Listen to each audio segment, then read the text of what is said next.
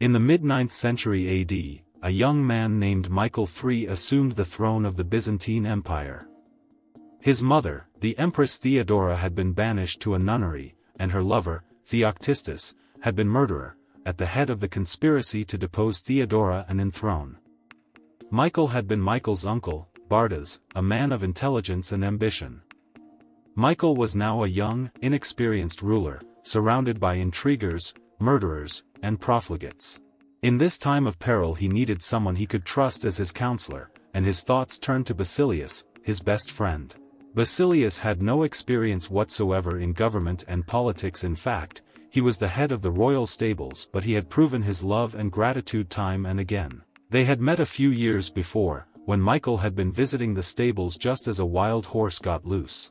Basilius, a young groom from peasant Macedonian stock, had saved Michael's life. The groom's strength and courage had impressed Michael, who immediately raised Basilius from the obscurity of being a horse trainer to the position of head of the stables. He loaded his friend with gifts and favors, and they became inseparable.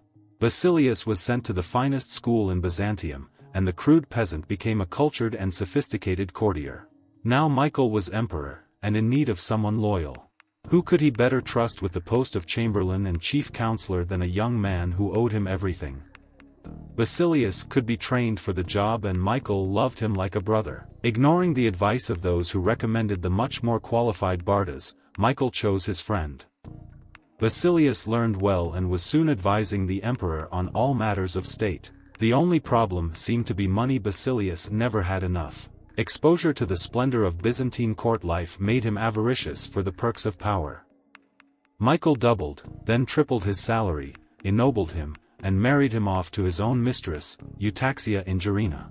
Keeping such a trusted friend and advisor satisfied was worth any price. But more trouble was to come. Bardas was now head of the army, and Basilius convinced Michael that the man was hopelessly ambitious.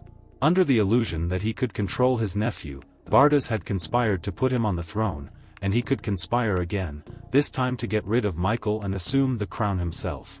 Basilius poured poison into Michael's ear until the emperor agreed to have his uncle murdered. During a great horse race, Basilius closed in on Bardas in the crowd and stabbed him to death. Soon after, Basilius asked that he replace Bardas as head of the army, where he could keep control of the realm and quell rebellion. This was granted. Now Basilius's power and wealth only grew, and a few years later Michael, in financial straits from his own extravagance, asked him to pay back some of the money he had borrowed over the years. To Michael's that the emperor suddenly realized his predicament.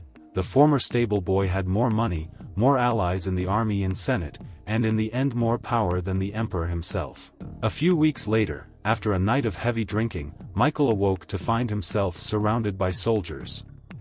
Basilius watched as they stabbed the emperor to death. Then, after proclaiming himself emperor, he rode his horse through the streets of Byzantium, brandishing the head of his former benefactor and best friend at the end of a long pike.